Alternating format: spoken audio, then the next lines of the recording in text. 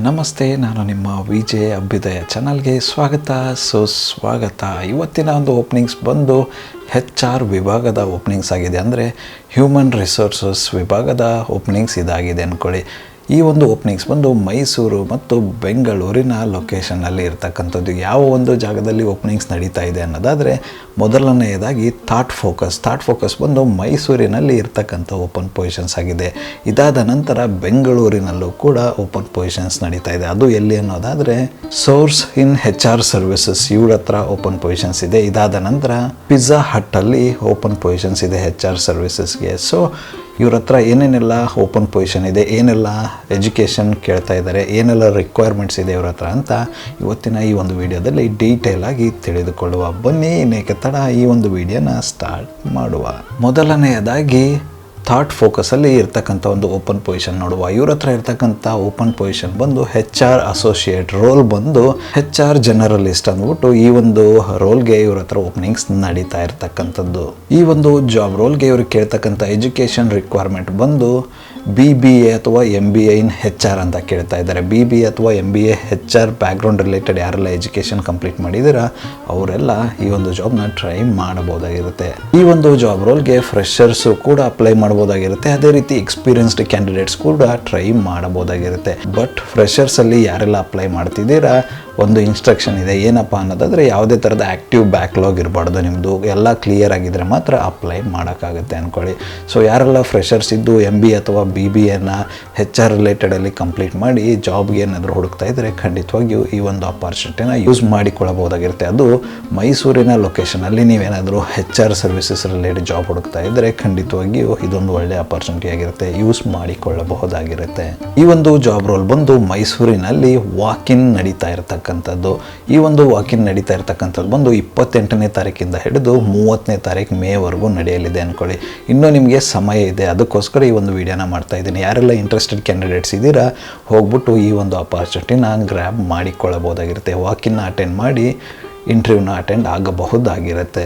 ಈ ಒಂದು ವಾಕಿನ್ಗೆ ಯಾರೆಲ್ಲ ಅಟೆಂಡ್ ಮಾಡೋದಕ್ಕೆ ಇಚ್ಛೆ ಪಡ್ತಾ ಇದ್ದೀರಾ, ಕೆಲವೊಂದಿಷ್ಟು ಇನ್ಸ್ಟ್ರಕ್ಷನ್ಸ್ನ ಕೊಟ್ಟಿದ್ದಾರೆ ಕಂಪ್ನಿ ಕಡೆಯಿಂದ. ಏನಪ್ಪ ಅದು ಅನ್ನೋದಾದರೆ, ಪ್ಲೀಸ್ ಬಿ ಡ್ರೆಸ್ಡ್ ಫಾರ್ಮಲಿ ಅಂತ ಹೇಳ್ತಾ ಇದ್ದಾರೆ. ಅಂದರೆ ಯಾರೆಲ್ಲ ವಾಕಿನ್ ಹೋಗಬೇಕು ಅಂತ ಇಚ್ಛೆ ಪಡ್ತಾ ಇದ್ದೀರಾ, ಫಾರ್ಮಲ್ ಡ್ರೆಸ್ಸಲ್ಲಿ ಹೋಗತಕ್ಕದ್ದು, ಫಾರ್ಮಲ್ ಡ್ರೆಸ್ಸಲ್ಲಿ ಮಾತ್ರ ಬರಬೇಕು ಅಂತ ಹೇಳ್ತಾ ಇದ್ದಾರೆ. ಇದಾದ ನಂತರ ನೆಕ್ಸ್ಟ್ ಇನ್ಸ್ಟ್ರಕ್ಷನ್ ಬಂದು carry your hard copy of resume ಅಂತ ಹೇಳ್ತಾ ಇದ್ದಾರೆ. ಅಂದರೆ ನಿಮ್ಮ ಹಾರ್ಡ್ ಕಾಪಿ ಆಫ್ ದಿ ರೆಸ್ಯೂಮೆನ ಕ್ಯಾರಿ ಮಾಡಿ. ಯಾವುದೇ ಕಾರಣಕ್ಕೂ ಸಾಫ್ಟ್ ಕಾಪಿನ ಎತ್ಕೊಂಡು ಹೋಗಬೇಡಿ. ಸಾಫ್ಟ್ ಕಾಪಿ ಇದ್ರೂ ಪರವಾಗಿಲ್ಲ, but hard copy it's mandatory ಅಂತ ಹೇಳ್ತಾ ಇದ್ದಾರೆ. ಇದಾದ ನಂತರ ಮುಂದಿನ ಒಂದು ಇನ್ಸ್ಟ್ರಕ್ಷನ್ ಬಂದು interview is at 4th floor ಅಂತ ಹೇಳ್ತಾರೆ. ಅಂದರೆ ಈ ಒಂದು ವಾಕಿನ್ ಇಂಟರ್ವ್ಯೂಸ್ ನಡೀತಾ ಇರ್ತಕ್ಕಂಥದ್ದು 4th ಫ್ಲೋರಲ್ಲಿ. ನೀವೇನಾದರೂ ಹೋಗ್ತಕ್ಕಂಥ ಇಚ್ಛೆ ಇದ್ದರೆ ಹೋದ್ಮೇಲೆ ಅಲ್ಲಿ ಹೋಗ್ಬಿಟ್ಟು ಡೈರೆಕ್ಟಾಗಿ 4th ಫ್ಲೋರ್ಗೆ ಹೋಗ್ಬಿಟ್ಟು ಅಟೆಂಡ್ ಆಗಬಹುದಾಗಿರುತ್ತೆ. ಇದಾದ ನಂತರ ಮುಂದಿನ ಒಂದು ಇನ್ಸ್ಟ್ರಕ್ಷನ್ ಮತ್ತು ಕೊನೆಯ ಇನ್ಸ್ಟ್ರಕ್ಷನ್ ಬಂದು kindly mention the HR names to the security ಅಂತ ಹೇಳ್ತಾ ಇದ್ದಾರೆ. ಅಂದರೆ ನೀವು ಬಿಲ್ಡಿಂಗ್ ಹತ್ರ ಹೋದ ತಕ್ಷಣ ಸೆಕ್ಯೂರಿಟಿ ಅವ್ರು ಕೇಳಿದಾಗ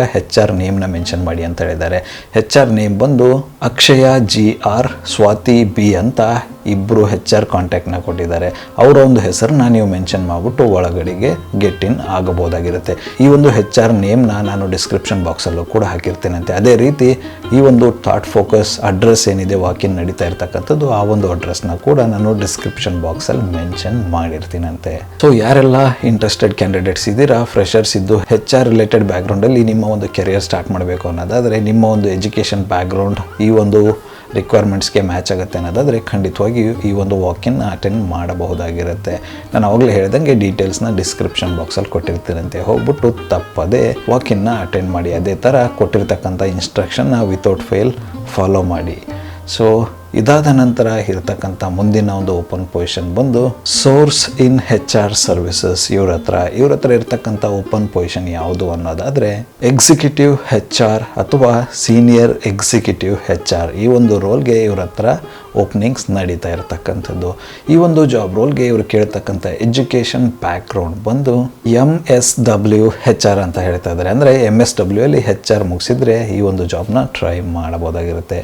ಪರ್ಟಿಕ್ಯುಲರ್ ಆಗಿರ್ತಕ್ಕಂಥ ಜಾಬ್ ಲೊಕೇಶನ್ನ ಮೆನ್ಷನ್ ಮಾಡಿದ್ದಾರೆ. ಎಲ್ಲಿಯಪ್ಪ ಅದು ಅನ್ನೋದಾದರೆ ಬೆಂಗಳೂರಿನ ಅತ್ತಿಬೆಲೆ, ಜಿಗಣಿ ಮತ್ತು ಮಕಾಲಿಯಲ್ಲಿ ಇರ್ತಕ್ಕಂಥ ಓಪನಿಂಗ್ಸ್ ಇದಾಗಿದೆ. ಈ ಒಂದು ಜಾಬ್ ರೋಲ್ಗೆ ಇವರು ಕೇಳ್ತಕ್ಕಂಥ ಎಕ್ಸ್ಪೀರಿಯನ್ಸ್ ರಿಕ್ವೈರ್ಮೆಂಟ್ ಬಂದು 5 to 10 years in generic HR services ಅಂತ ಹೇಳ್ತಾ ಇದ್ದಾರೆ. ಅಂದರೆ ನಿಮಗೆ HR ಸರ್ವಿಸಸಲ್ಲಿ 5 to 10 year ಎಕ್ಸ್ಪೀರಿಯನ್ಸ್ ಇರಬೇಕು.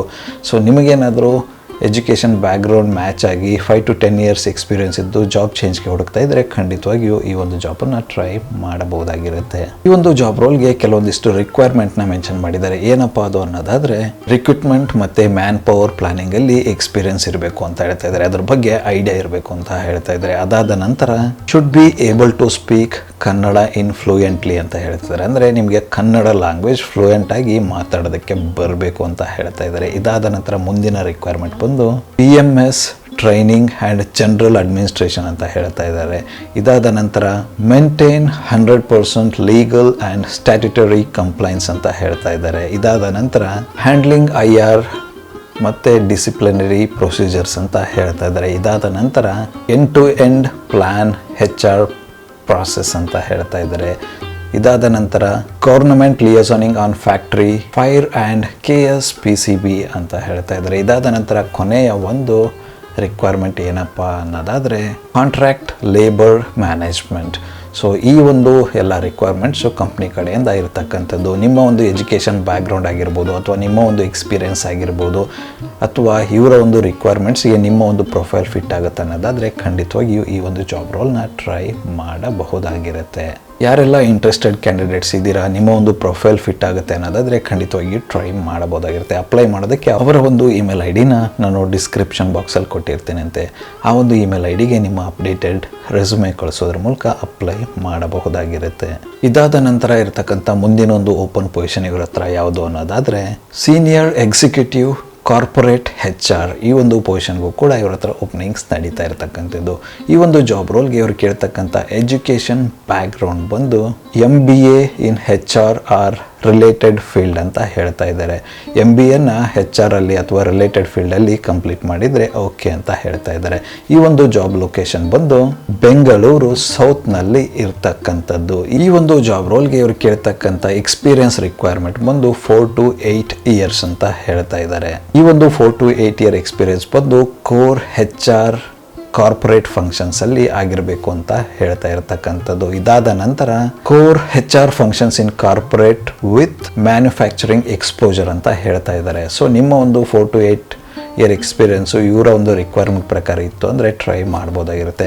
ಅದರ ಜೊತೆಗೆ ಕೆಲವೊಂದಿಷ್ಟು ರಿಕ್ವೈರ್ಮೆಂಟ್ನ ಕೇಳ್ತಾ ಇದ್ದಾರೆ. ಏನೆಲ್ಲ ಅದು ಅನ್ನೋದಾದರೆ ಎಂಪ್ಲಾಯ್ ಲೈಫ್ ಸೈಕಲ್ ಮ್ಯಾನೇಜ್ಮೆಂಟ್ ಮತ್ತು ಸ್ಟ್ರಾಂಗ್ ಇನ್ SAP TA ಸ್ಟ್ರಾಟಜಿಕ್ HR ಮತ್ತು PMS ಸಾಫ್ಟ್ವೇರ್ ಬಗ್ಗೆ ನಾಲೆಡ್ಜ್ ಇರಬೇಕು ಅಂತ ಹೇಳ್ತಾ ಇದ್ದಾರೆ. ಅದಾದ ನಂತರ change management and drive cultural changes ಅಂತ ಹೇಳ್ತಾ ಇದ್ದಾರೆ. ಇದಾದ ನಂತರ advantage if GPTW certification exposure ಅಂತ ಹೇಳ್ತಾ ಇದ್ದಾರೆ. ಅಂದರೆ GPTW ಸರ್ಟಿಫಿಕೇಟ್ ಇದ್ದರೆ ಇನ್ನೂ ಅಡ್ವಾಂಟೇಜ್ ಅಂತ ಹೇಳ್ತಾ ಇದ್ದಾರೆ. ಇದಾದ ನಂತರ implement HRIS system and dash boards ಅಂತ ಹೇಳ್ತಾ ಇದ್ದಾರೆ. ಇದಾದ ನಂತರ ಕೊನೆಯ ಒಂದು ರಿಕ್ವೈರ್ಮೆಂಟ್ ಬಂದು ಗುಡ್ ಇನ್ OD ಮತ್ತು LND, ಅದರ ಜೊತೆಗೆ ಸ್ಟೇಕ್ ಹೋಲ್ಡರ್ ಮ್ಯಾನೇಜ್ಮೆಂಟ್. ಈ ಎಲ್ಲ ಒಂದು ರಿಕ್ವೈರ್ಮೆಂಟ್ ನಿಮ್ಮ ಒಂದು ಪ್ರೊಫೈಲ್ಗೆ ಮ್ಯಾಚ್ ಆಗುತ್ತೆ. ನಿಮಗೆ ಈ ಒಂದು ರಿಕ್ವೈರ್ಮೆಂಟ್ ನಿಮಗೆ ಪರ್ಫೆಕ್ಟ್ ಆಗಿದೆ ಅನಿಸಿ ನಿಮ್ಮ ಒಂದು ಜಾಬ್ ಪ್ರೊಫೈಲ್ ಅಥವಾ ಎಕ್ಸ್ಪೀರಿಯನ್ಸ್ ಎಜುಕೇಷನ್ ಬ್ಯಾಕ್ಗ್ರೌಂಡ್ ಮ್ಯಾಚ್ ಆಗುತ್ತೆ ಅನ್ನೋದಾದರೆ ಖಂಡಿತವಾಗಿ ಈ ಒಂದು ಜಾಬ್ ರೋಲ್ನ ಟ್ರೈ ಮಾಡಬಹುದಾಗಿರುತ್ತೆ.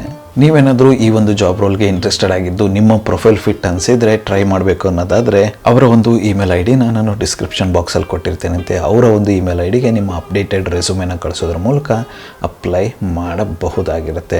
ಮುಂದಿನ ಒಂದು ಓಪನ್ ಪೊಸಿಷನ್ ಇರ್ತಕ್ಕಂಥದ್ದು ಬಂದು ಪಿಜ್ಜಾ ಹಟ್ಟಲ್ಲಿ. ಇವ್ರ ಹತ್ರ ಇರ್ತಕ್ಕಂಥ ಓಪನ್ ಪೊಸಿಷನ್ ಯಾವುದು ಅನ್ನೋದಾದರೆ ಹ್ಯೂಮನ್ ರಿಸೋರ್ಸ್ ಬಿಸ್ನೆಸ್ ಪಾರ್ಟ್ನರ್. ಈ ಒಂದು ಪೊಸಿಷನ್ಗೆ ಇವ್ರ ಹತ್ರ ಓಪನಿಂಗ್ಸ್ ನಡೀತಾ ಇರ್ತಕ್ಕಂಥದ್ದು. ಈ ಒಂದು ಜಾಬ್ ರೋಲ್ಗೆ ಇವರು ಕೇಳ್ತಕ್ಕಂಥ ಎಜುಕೇಷನ್ ರಿಕ್ವೈರ್ಮೆಂಟ್ ಏನು ಅನ್ನೋದಾದರೆ HR ರಿಲೇಟೆಡ್ ಯಾವುದಾದ್ರೂ ಎಜುಕೇಷನ್ ಬ್ಯಾಕ್ಗ್ರೌಂಡ್ ಇದ್ರೂ ಕೂಡ ಓಕೆ ಅಂತಿದ್ದಾರೆ. ಈ ಒಂದು ಜಾಬ್ ಪ್ರೊಫೈಲ್ಗೆ ಇವರು ಕೇಳ್ತಕ್ಕಂಥ ಎಕ್ಸ್ಪೀರಿಯನ್ಸ್ ರಿಕ್ವೈರ್ಮೆಂಟ್ ಬಂದು 3+ years ಇನ್ HR ರೋಲ್ ಅಂತ ಹೇಳ್ತಾ ಇದ್ದಾರೆ. ಅಂದರೆ 3+ years ನಿಮಗೇನಾದರೂ HR ರೋಲಲ್ಲಿದ್ದು ಜಾಬ್ ಚೇಂಜ್ಗೆ ಹುಡುಕ್ತಾ ಇದ್ರೆ ಈ ಒಂದು ಜಾಬ್ ಅಪರ್ಚುನಿಟಿನ ಯೂಸ್ ಮಾಡಿಕೊಳ್ಳಬಹುದಾಗಿರುತ್ತೆ.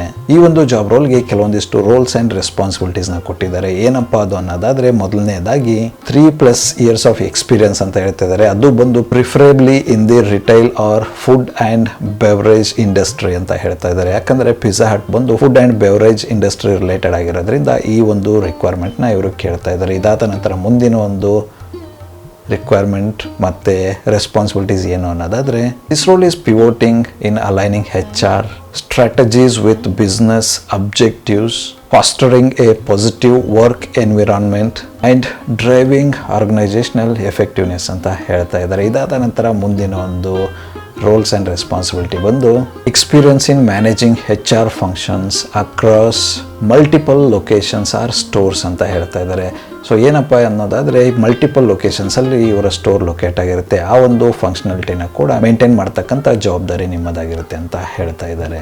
ಇವರ ಒಂದು ರಿಕ್ವೈರ್ಮೆಂಟ್ ಏನಿದೆ, ರೋಲ್ಸ್ ಆ್ಯಂಡ್ ರೆಸ್ಪಾನ್ಸಿಬಿಲಿಟಿ ಏನಿದೆ, ನಿಮ್ಮ ಪ್ರೊಫೈಲ್ಗೆ ಮ್ಯಾಚ್ ಆಗುತ್ತೆ, ಅವರ ಒಂದು ಎಕ್ಸ್ಪೀರಿಯನ್ಸ್ ಮತ್ತು ಎಜುಕೇಷನ್ ಬ್ಯಾಕ್ಗ್ರೌಂಡ್ ನಿಮ್ಮ ಪ್ರೊಫೈಲ್ ಮ್ಯಾಚ್ ಆಗುತ್ತೆ ಅನ್ನೋದಾದರೆ ಖಂಡಿತವಾಗಿ ಈ ಒಂದು ಜಾಬ್ ರೋಲ್ನ ಟ್ರೈ ಮಾಡಬಹುದಾಗಿರುತ್ತೆ. ಈ ಒಂದು ಜಾಬಲ್ಲಿ ಯಾರೆಲ್ಲ ಇಂಟ್ರೆಸ್ಟೆಡ್ ಕ್ಯಾಂಡಿಡೇಟ್ಸ್ ಇದ್ದೀರಾ ಅಪ್ಲೈ ಮಾಡಬೇಕು ಅನ್ನೋದಾದರೆ, ಅವರ ಒಂದು ಇಮೇಲ್ ID ನಾನು ಡಿಸ್ಕ್ರಿಪ್ಷನ್ ಬಾಕ್ಸಲ್ಲಿ ಕೊಟ್ಟಿರ್ತೇನಂತೆ. ಆ ಒಂದು ಇಮೇಲ್ IDಗೆ ನಿಮ್ಮ ಅಪ್ಡೇಟೆಡ್ ರೆಸ್ಯೂಮೆನ ಕಳಿಸೋದ್ರ ಮೂಲಕ ಅಪ್ಲೈ ಮಾಡಬಹುದಾಗಿರುತ್ತೆ. ಇದಿಷ್ಟು ಇವತ್ತಿನ HR ರಿಲೇಟೆಡ್ ಅಪಾರ್ಚುನಿಟೀಸ್ ಆಗಿರುತ್ತೆ. ಈ ಒಂದು ವಿಡಿಯೋ ನಿಮ್ಗೆ ಏನಾದರೂ ಇಷ್ಟ ಆಗಿದ್ರೆ ದಯವಿಟ್ಟು ಲೈಕ್ ಮಾಡಿ, ಕಮೆಂಟ್ ಮಾಡಿ, ಶೇರ್ ಮಾಡಿ. ಹಾಗೆ ಚಾನಲ್ಗೆ ಏನಾದರೂ ಹೊಸದಾಗಿದ್ದರೆ ಸಬ್ಸ್ಕ್ರೈಬ್ ಮಾಡಿ, ಸಪೋರ್ಟ್ ಮಾಡಿ. ಸಬ್ಸ್ಕ್ರೈಬ್ ಮಾಡಿದ ನಂತರ ಬೆಲ್ ಬಟನ್ನ ಪ್ರೆಸ್ ಮಾಡಿಬಿಟ್ಟು ನೋಟಿಫಿಕೇಷನ್ ಆಲ್ ಅಂತ ಕೊಡಿ. ಆವಾಗ ನಾನು ಯಾವುದೆಲ್ಲ ವೀಡಿಯೋ ಅಪ್ಲೋಡ್ ಮಾಡ್ತೀನಿ ಮೊಟ್ಟ ಮೊದಲನೇದಾಗಿ ನಿಮಗೆ ನೋಟಿಫಿಕೇಷನ್ ಬರುತ್ತೆ. ಯಾವ ವಿಡಿಯೋ ಕೂಡ ಮಿಸ್ ಆಗೋದಿಲ್ಲ. ಮತ್ತೆ ಸಿಗುವ ಮತ್ತಷ್ಟು ಹೊಸ ಅಪಾರ್ಚುನಿಟಿಯೊಂದಿಗೆ. ಅಲ್ಲಿವರೆಗೂ keep learning, keep updating yourself. ಜೈ ಹಿಂದ್, ಜೈ ಭಾರತ್, ವಂದೇ ಮಾತರಂ.